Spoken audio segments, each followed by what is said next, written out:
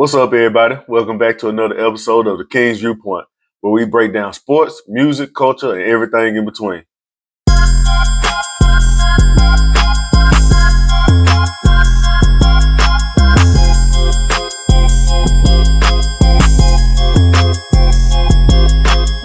Today, we're going to talk about a few different topics. We're going to talk about the NFL Conference Championships that happened on last weekend. We're going to get a little bit into some NFL news. We're going to get into college basketball, University of Memphis, to be more specific. We're going to talk about the NBA. And then we're going to talk about some family, man. I'm going to let you all have y'all rest of y'all day. All right, now, before we get into it, I'm going to have some polls in the segment. I want y'all to interact with me. Give me some feedback. Drop your questions in the comments. Follow me on Facebook at The King's Viewpoint. Instagram, The King's Viewpoint as well. On Facebook, man, like, follow, and share my page for me. It only take a couple seconds. I don't take no money. I just need your help, man. Help me out so I can bring better content to y'all. You know what I'm saying? We're going to start with the NFC Championship, man. The Eagles told the Commanders up, man, 55-23. I thought it was going to be closer than that, but man, Saquon and Jalen Hurts went crazy. Both of them rushed for 3 touchdowns. That's unheard of in one game from one team. But, man, the Eagles, man, they had a solid game plan. And I think the game would have been closer, but the Commanders, they turned the ball over so many times. I think it was 4 times, 3 fumbles and 1 pick. They'll hurt you against anybody, but especially against a scoring team like the Eagles. You got to deal with Saquon, Jalen Hurts, and Jalen Hurts still got A.J. Brown, Devontae Smith on the perimeter. Dallas go there coming up the middle. Man, it's hard to get down to hurt yourself like that by turning the ball over, giving the Eagles extra opportunities because they had a couple of short field touchdowns. Now, Saquon scored that giant on one rush, 60 yards on the opening play. At that point, I was like, all right, it's going to look real bad for the Commanders. But, the Commanders kind of stayed in it at first. They scored. Saquon scored another touchdown. But then Jaden Daniels hit Terry McLaurin over the top. Man, he scored that touchdown right there. So they brought him in 12-14. They missed the 2-point. But that's a good guy. That's where you want to stay with the Eagles. You don't want to get too down far behind. And then that's when Jalen Hurts got his first touchdown, man. Listen, the tush push, why it's hard to guard it to defend it because you really can't practice it in the game in practice because you don't want to end up hurting your teammates or something. You know what I'm saying? Because it is sort of a dangerous play. Everybody lunging their head down. You don't know who's gonna get caught up where, but should the NFL get rid of it? I say no. Man. Force these other teams to adapt. You can't stop it. Man, until you stop it, I'm going to keep on doing it. Just like you play on Madden, you're going to go against some folks, man, who going to run the same little 3-play over and over again. You can't stop it. So why am I going to switch it up for to help you out? No, I'm doing what's best for me. You know what I'm saying? So, yeah, then you see Josh Allen, them, they got it's a similar look. It's not exactly the tush push, but it's close to it. But yeah, man, listen. Once A.J. Brown caught that ball over Marshawn Lattimore for the first down, and then Marshawn Lattimore, he couldn't do nothing about it. He was holding on A.J. Brown and everything. But then, he had the pass interference back in the end zone with Devontae Smith and Marshawn Lattimore. Marshawn Lattimore looked kind of, you could tell he was rusty. He hadn't played most of the season. I think he came back, week 16, 17, something like that. So you could kind of tell he was rusty. And then you having to go against some boys like A.J. Brown and Devontae Smith, who ain't no lightweights, man. They coming with it every play. So you got to be on your P's and Q's. And I think Marshawn Lattimore was missing a step because he just recovered from his injury. But that's not to take away from what those offensive guys were doing. But even at halftime, man, 15-27, that's only a 12-point game. That's decent. That's decent. Now the Eagles do get the ball coming out of halftime, so you gotta step up on defense and they didn't. Like they drove 4 plays. Jalen Hurts scored the touchdown, uh, and man, that's when it starts to that's when the downpour falls, man. Uh, uh, was it Eckler? Eckler fumbled on the next possession, and man, they just threw him out of it right from then on. It was no coming back. Uh, Jalen Hurts and Saquon, they just kept on playing hot potato with the ball, man. You score, I score, you score, I score. And it just got out of hand for him. I like that Nick Sirianni went on ahead and let Jalen Hurts kind of open up a little bit because it seemed like Jalen Hurts was in a box, for most of the season. But man, let me tell you, I was telling people that Derrick Henry going to the Ravens was good, all right, cool. But Saquon going to the Eagles, that was the game changer, man. Because Saquon and Jalen Hurts, they already run the same type of offense. But then when you get to the Ravens, you got Derrick Henry is usually a single back formation, I formation, power I, whatever. But now he's in RPO. He in the pistol. Something that's different. Not saying that he can't adjust because he showed you he can. He still came second in the league in rushing yards behind Saquon. So he showed you he can do it, but at the beginning, it kind of took him a little bit to adjust. But man, Barkley and the Eagles, man, if they can keep that up, if they can keep their core together, they could be a problem for the next 2 or 3 years for sure. Um, the Commanders, man, like I said, turning the ball over bit them in the foot. Jaden Daniels, he was under duress a lot of the time, man. The Eagles was eating him like Last Supper, man. They was on that boy tail, like, man. And man, Jaden Daniels, I still think that he played a good game. Let me see, he had he 29 for 48, 255 yards. But he was under pressure so many times. He got sacked 3 times, but he got knocked down way more. Um, I see potential in them next year if they can put the right pieces around him. Give him another perimeter weapon. Uh, Diami Brown, he fumbled the ball. Uh, Jaden Daniels threw a pick late in the game. The game was already over. Uh, but I think if you give him somebody who can be opposite of Terry McLaurin and hold on to Ertz. I know he's a free agent, but hold on to Ertz. He showed you just last Sunday that he's a baller, man. The Eagles stepped off from him because they got Dallas to go there, but man, Ertz came up big for the Commanders. You know what I'm saying? So I say re-sign Ertz, try and get you another perimeter receiver, show up that defense, man. Like, yeah, you got to get that defense straight. I say probably another corner. Get him another corner. Um, they linebackers, they played a decent game, as decent as you can against Saquon, and Jalen Hurts in the RPO. You definitely gotta have a high IQ to play against those guys. Moving on to the Super Bowl, I think. Listen, I think the Eagles have a chance, but we're gonna get on that a little bit in a little bit. All right, now we're gonna get into the AFC Championship. I'm let's talk about it. Okay, so the Chiefs, they won 32-29, right? Okay, it was a good it was a good game the whole game. But Josh Allen had that first down. Josh Allen definitely had that first down, and I think that would have changed the game. I think the Bills actually would have won the game had they got that first down. Um, but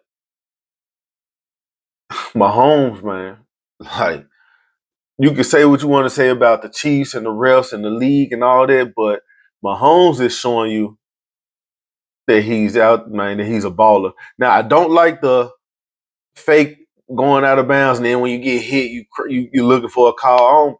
That's like flopping in the NBA. Looking for a call, man, play ball. If you're gonna run out of bounds, run out of bounds. If you ain't, take your hit like a man and let keep on rolling. Um, just like against the Texans, with the slide. the Texans hit each other and there's a call on them. It makes it seem like the officiating is blatantly saying we for the Chiefs. Now I can't say if they are or not for sure, but if you want the King's viewpoint, I can't go against it. You know, they are. It's showing up almost every game, man. The first game of the season, I think that was pretty, clear cut. The Ravens bit themselves in the foot. But then the next game, I think they played the Falcons. It was or was that no, yeah, it was the Falcons or the Bengals, but no, it was the Bengals. They played against the Bengals, and there was a pass interference call that set them up to win that game, but there was clearly no pass interference.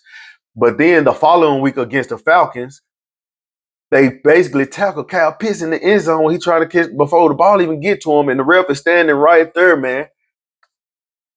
The ref is standing right there, and there's no call. it's it's just like you gonna see this, and yes, there's nothing you can do about it. You have Dean Blandino, the rules analysis, who comes in and says, "Man, this call should have been made. This call should have been made." But again, what can he do? He's not on the field officiating. He can say what he knows is right, all he wants in that booth, but it's not going to translate to what's on the field. Um, you even have, I think it was Tony Romo. He mentioned it with the Texans, and then they just meant the analyst. Tom Brady just mentioned it when with the Bills, and he said, "Man, it's insane." I'm saying it's insane. The you cannot sit here and put out this product and just put it out there, tinker it to go the way that you want it to go. In the NBA, you had the refs who got fired, I think jail time for gambling, gambling on the games, point shaving and stuff. That's kind of what it looks like. Because you again with the Bills on the 4th and inches, the ref at the top of the field came down on the first down on the other side of the first down marker. The bottom ref came up on the short side, and 23 is that Thornhill was in his ear. Now I can't say if he was saying nothing to him or what. It looked suspect to me, but he comes up on him, and now the top ref is coming down is Chiefs ball, man, and it doesn't make sense, bro. It does not make sense, and I'm not a fan of neither team, so there's no bias for me. I'm a Steelers fan. My team been out since wild card, so I can't even, But I love the game, so I'm steady watching, and the product that is put in front of me, I don't appreciate it.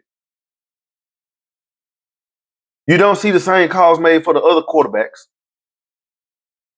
You don't see the same calls made for the other teams, and like I said, it's becoming like you don't care that we see what you're doing.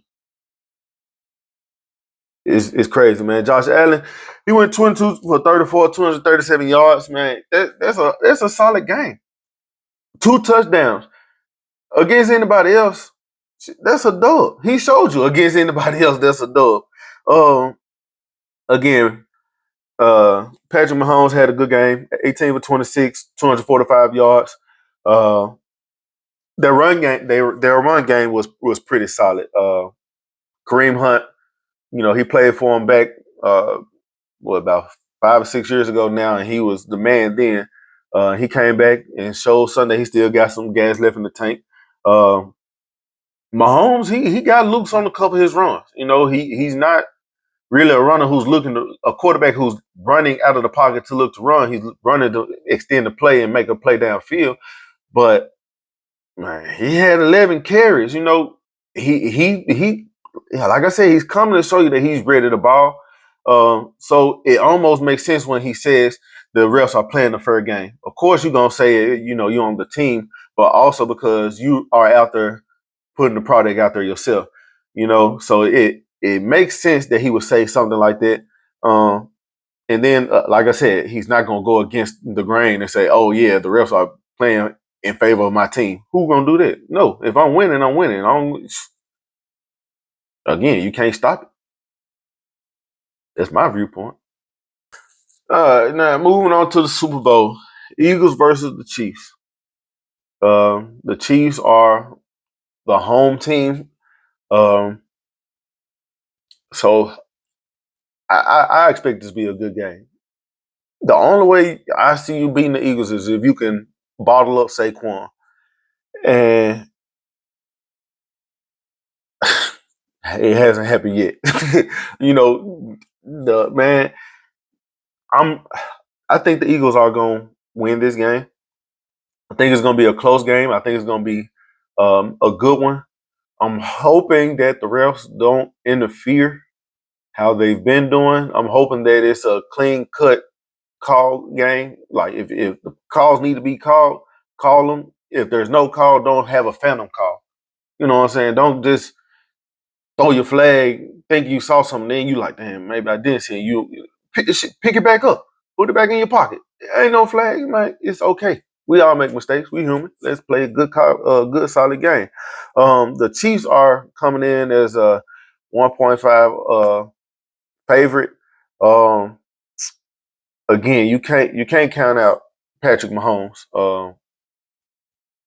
When they lost Tyreek Hill, when Tyreek Hill left, folks rolled him out. Oh, without the speed down the field, they can't do nothing. What they do, Super Bowl uh, against the 49ers, and then you come back.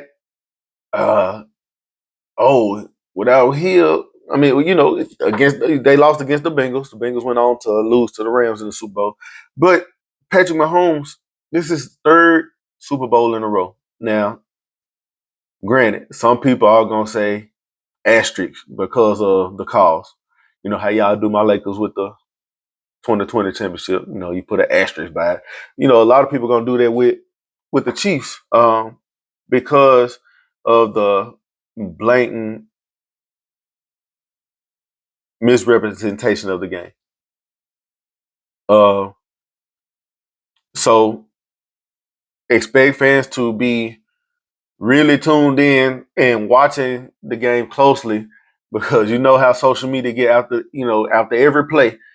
Oh, that happened, man. Where the face mask, where the holding, and again, refs miss calls all the time. It's okay, but when it's blatant, right there, put in your face, week after week, quarter after quarter, it starts to become suspect. It don't seem like it's the true sport that we grew up loving. Um, Again, I just hope to see a good game. We're gonna see Trent McDuffie is a pretty solid cornerback. He's actually beyond that. He's a great cornerback. So we see who he lines up with. If he's gonna roam with AJ Brown or if he's just gonna stay on his side of the field and defend whichever receiver comes. Their safeties are playing pretty good ball.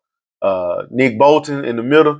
He's gonna be the one that's got to pay attention to that RPO, man. He got to make sure he go with the right one. Because if you make that wrong step, all it takes is one wrong step, and you're off to the races. Saquon has scored a rushing touchdown of 60 plus yards in the most in a season. I think it was a season.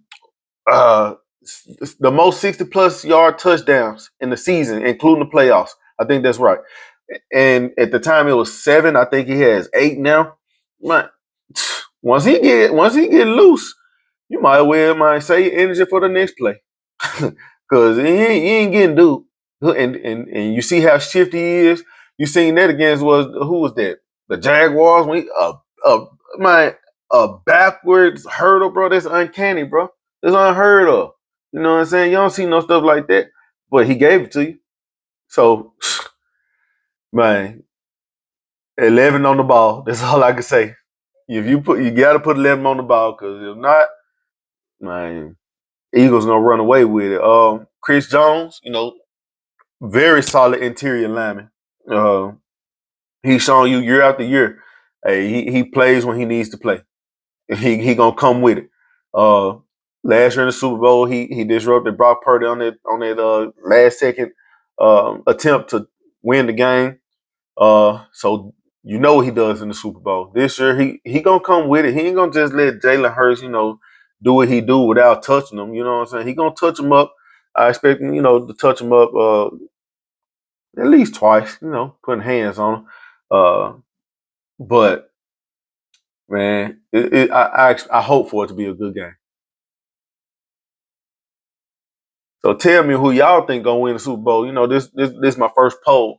So I want to know who y'all think gonna win. Is it gonna be the NFC champion Eagles or the AFC champion Chiefs? Let me know. Move on to college hoops, man. I really haven't been able to watch college basketball like I used to up until this season. I've been watching a lot more. We're gonna start with University of Memphis basketball. That's my squad. We've been playing some good ball lately. We're on a 4-game winning streak. We shouldn't have lost the Temple, but we did. But we told UAB up. Putting Danger in the starting lineup, I think, is the turning point for the rest of the season. I like that move by Penny. Sometimes I question him. I question his movements. What he got going. But that's just the fan in me. We all, if something ain't going right, we all gonna question. But Danger, man, he playing some good ball. And I think we should keep feeding him. Him and PJ Haggerty. PJ Haggerty playing good ball. Our shooters are making shots. We can work on the press more because we're getting beat. And man, we got to hit the boards. We can't we can't expect to go into the tournament rebounding like we are right now. I think that Jordan, Musa, and Danger, there's some big guys, man, hit them boards, guards get in there, help them out. And defensively, we have been looking good. We do have lapses at times like we saw with Tulane and even UAB in the first half. Number 4, what's his name? Johnson. Man, he hit 4 straight threes. He went 4 for 4, and it's like, man, what are y'all doing? If he's shooting this junk like that, why are you not up on him? How are you off of him? And if he's getting a screen, as that offset screen that help, you got to step up, man, because he's shooting it. And if you step up and he hits him over the top, that's when that weak side help come in. So it's we get mismatched because they beat the press sometimes, but I love the press. It changes the tempo of the game. It speeds it up. Everybody can't move that fast. So I do like the press. I like what Penny's doing. He's finding a way to get his stars to mesh with the role players. I think that's been kind of the problem these past couple years. And so I think now there's more chemistry. I think there's better chemistry now. I think that the ball is moving very well. There was a couple plays. What was that? Yesterday. Yesterday when they played Tulane, there were a few plays where the ball was moving so pretty, my poetic motion. You hear me? And so when that ball is swinging, the ball move faster than the players. You know what I'm saying? So now once this defender have to step up, I got you in the corner. Wow, you know what I'm saying? It's simple basketball. Feed Danger, they gonna double. Or PJ, break it down, get to the hole. They gonna break down, man. Swing it. Just start swinging, man. The shooters are, man, we are shooting that ball very well. And I'm loving what I'm seeing. Last night, man, they were shooting that ball excellently. PJ Carter hit 4 threes. And Kobe Rogers, he hit 4 threes as well. And man, like I said, it's that movement of the ball. It's not rush shots. We're not coming off the dribble being selfish. It's, man, I got it. Here you go. You got it. You know what I'm saying? And that's how we gotta continue to play ball. Um, we've beaten some, big names this year, and so I could see us making it far into the tournament. You got people that look down on us. Oh, you just Memphis. People only see you because of Penny and all that. No, man, Memphis is playing some ball. Dane Danger, that man is a dog. You hear me? He had 19 and 10 last night, and he played. I think it was the last 6 or 7 minutes with 4 fouls. He looked to the bench. He said, "No, I'm straight. I'm straight. I'm good." He gave him thumbs up. I'm good, and he ain't fouling no more, man. And he went 8 for 11. You know what I'm saying? Um, Jordan, he got to stay out of foul trouble. But I think he's a solid player too. And like I said, we need him to hit them boards. Man, we hit them boards last night. We won we actually lost the rebound battle 38-37, but we right there in it. Um, it's a lot of times where we're not getting those boards, and it hurts us. Uh, Tulane played a decent game last night, but like I said, when Memphis starts to speed that pace up, it gets tiring for the other squads. All right, moving on, we're gonna talk about my Auburn and Tennessee. Man, that was a real good game. Auburn won 53-51. Um, Auburn is looking like the number one seed. They are. Tennessee, they actually lost twice this past week. They lost to Auburn and they lost to Kentucky. But man, Tennessee, they got some nice shooters, but I think they jacking too many threes.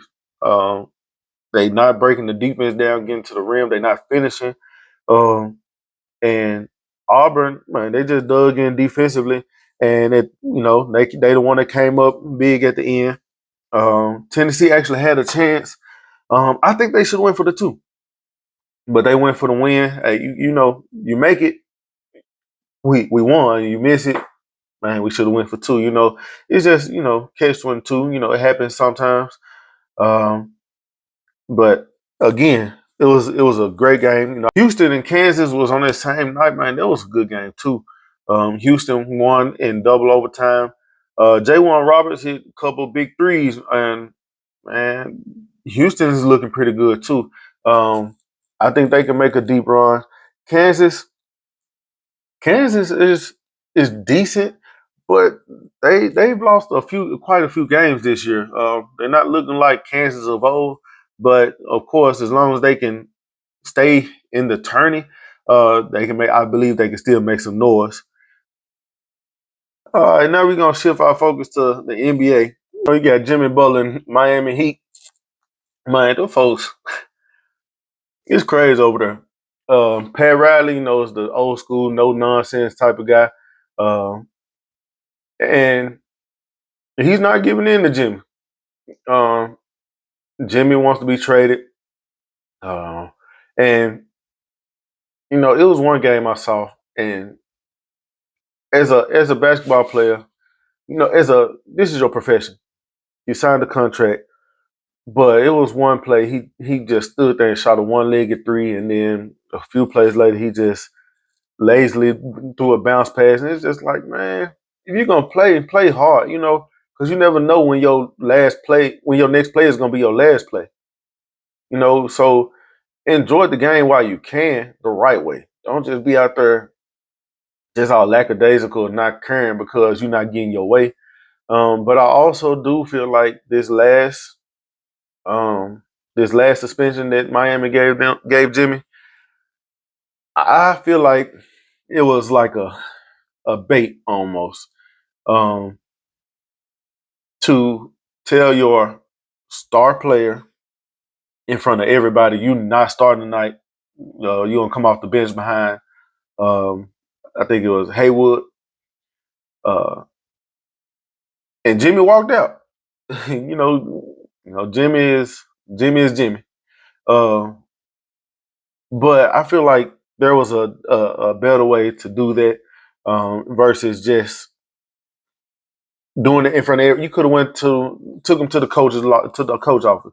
Hey man, look, this is what we think about doing tonight. But they trying to play chess, but they going about it the wrong way. Um, However, I do feel like Jimmy should be doing his job as an NBA player. Like, you signed the contract, you're still under contract, whether you want to be traded or whether you want an extension. To act the way you're acting, if I'm another general manager, I don't want you. That's just me. Um, of course, there are teams that are willing to take him, um, but who's to say you're not gonna come to my team and act the same way?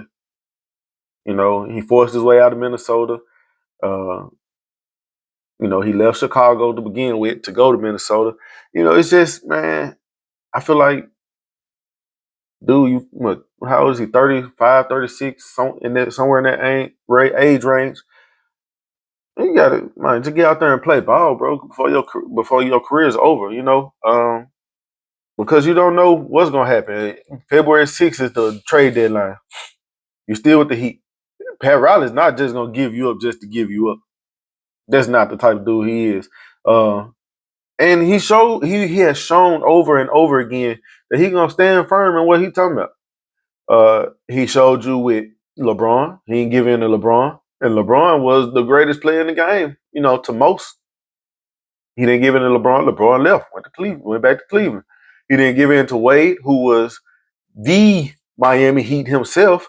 You know, he didn't give in to him, and Wade left, went to Chicago. He ended up coming back, but Pat Riley, Pat Riley put that foot down. That's what I mean by no nonsense. He ain't gonna just give in to what you want versus what's best for the team. And quite honestly, I can see it getting harder for him moving forward because he is that no nonsense type of dude. You got these kids coming in that are all about nonsense. You got knuckleheads now. Of course, I'm not grouping the whole generation. The whole generation ain't like that, but it's a lot of them. He gonna have at some point he gonna have to lighten up and kind of get with the times a little bit. Just he don't have to fulfill all the way fully fall into the way that things are now, but have a little bit more leniency towards your players. Um, so I don't think that he's gonna get traded. Um, and he said he wants to go anywhere but Memphis. Memphis want him. I'm a Laker fan, so it don't make me no never mind. Uh, but man, I don't think he's gonna get traded. I think he's gonna be there for the rest of the season, and then they just gonna let him walk. And he's still not gonna be able to get the money he wants unless Miami Heat agrees to do a sign and trade. So either way, excuse me, I think that, and that might be the reason why he's acting like he's acting like, okay, I'm gonna come out here, I'm a half-ass, I ain't gonna play all the way out, and to make y'all want to trade me, but Pat Riley is not giving in. Pat Riley, like, all right, bro, suspension night, you ain't getting this part of your check. I'm gonna keep that right here. Boom, boom. Here go your check. Like, you lose money, and I don't know what I think it's a $52 million deal. Right, I'll take it. I'll go hoop. 52, yes, sir. Let's go. But so you got some superstars that are divas. You got some superstars that just want to hoop. Not saying Jimmy don't want to hoop, but now moving on to my team, the Lakers. Man, we've been playing some good ball lately. Last night we beat up on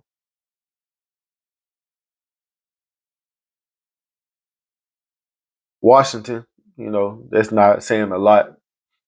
Uh, but we won 134-96. Now the previous game against Philadelphia, I was upset about that one. Tyrese Maxey went ham. He can hoop for sure, but they didn't have Embiid, Paul George, and we shouldn't have lost that game. I get it, we were down Anthony Davis, but man, ain't no way we should have lost that game. Not like that anyway, because it was out of hand. Man, I'm talking about kicking the draws off them folks' ass. And the Lakers have been, but other than that, the Lakers have been playing good basketball. Last week we beat up on Boston.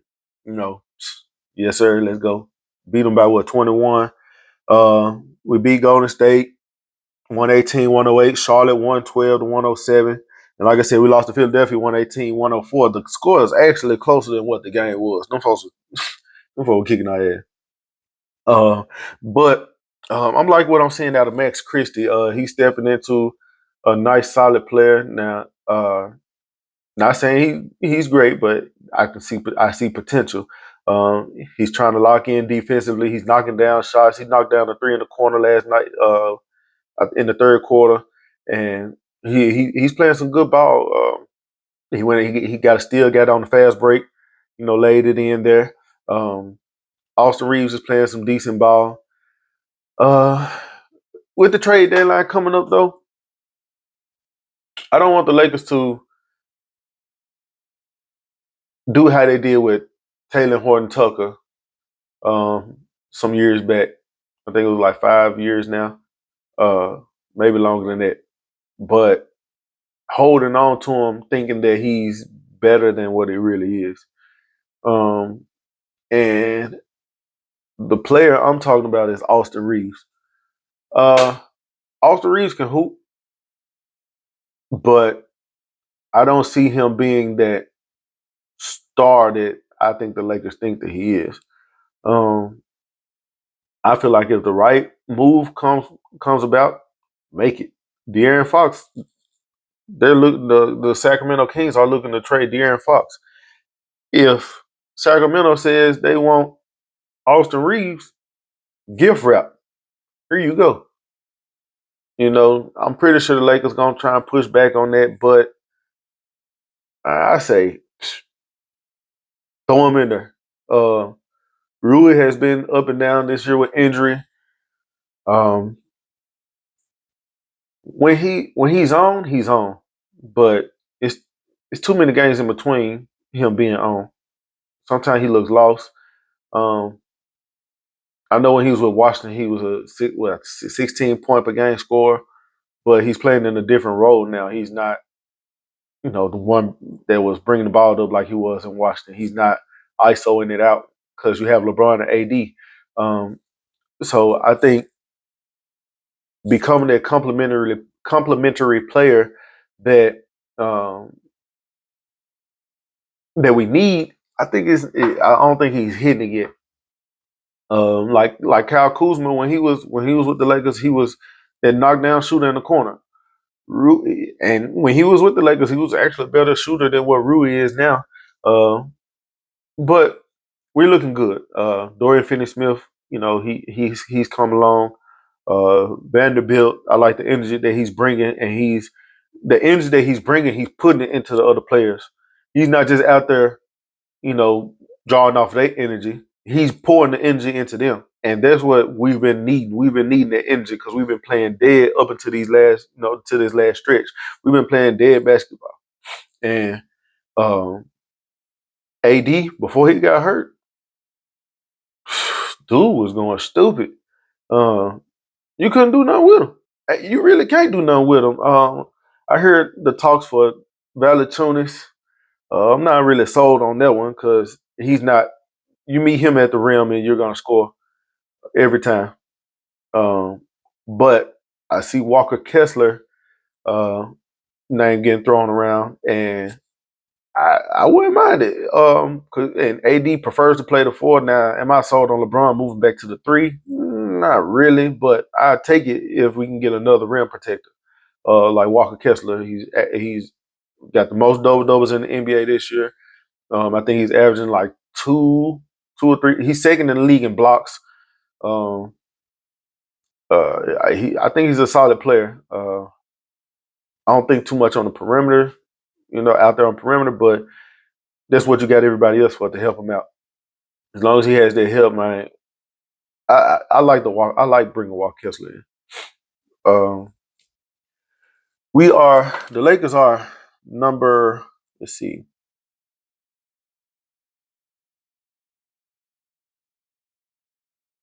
We're number one in the division. I know that for sure, and we are number 5 in the West.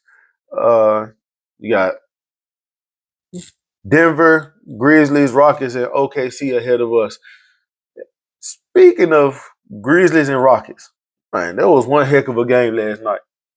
Uh, the Rockets had the game, but the Grizzlies came and won on the 2 free throws by Jaren Jackson at the end of the game. There was controversy at the end of the game with the ref. Man, that's ridiculous. There was no signaling of a timeout at all. There was no signaling of a timeout at all. And I would be upset too if I was Taylor Jenkins. And that's why the ref didn't give him a tech, because any other time the coach would have been teed up, probably thrown out. But the ref knew he messed up. And you can't do that. If the Grizzlies wouldn't have got those 2 free throws, they probably would have lost. Good that they got them, but they had the wide open dunk on the other end to win the game right there, and the refs almost took it away from them. It goes back to the Chiefs. You blatantly putting this in our face. Like, come on, man. And if you ask me, I think these leagues should start finding the refs. If you find the refs, then not even finding them. If you punish them in some type of way versus a last 2-minute report, that don't do nothing for nobody. You telling me after the game over? So ain't nobody trying to hear that. At this point, it's over with. All right. So for another poll, what y'all think is the biggest trade deadline story? Do you think is what the Lakers should do, Miami drama, or something that maybe I ain't even hit on? Y'all might see something that I don't see. Let's talk about it, Mike. Let's put in the comments what y'all think is the biggest trade deadline story. Shout out to Whitehaven High School basketball, man. They rank number 5 in the state right now. They playing some real good ball. They beat a good Bartlett team earlier this season. They just beat Central 87-80. And tonight they play East. It should be a good game. And shout out to my alma mater. Before we wrap up, I want to get into something personal. I want to talk about my family. Y'all see these trophies in front of me. On this side, we got Jackson trophies and Aiden trophies. They played football this year. Aiden received Rising Star and Most Improved. Jackson received Offensive Player of the Year and All Star. And man, shout out to them. If I ain't proud of anything else, I'm proud of my boys and how me and my wife are raising them up to be excellent young men, and then they're excelling on the field as well. It just adds on top of it. My kids are A and B students, and man, I'm just like wonderfully proud of them. Um, Shout out to me. I won Coach of the Year for our little league organization. Uh, you know, the coaches saw in me more than I saw in myself at times, but being that system, they lifted me up, and they had me pushing forward as well. So shout out to them, my guys. Then the importance of family support.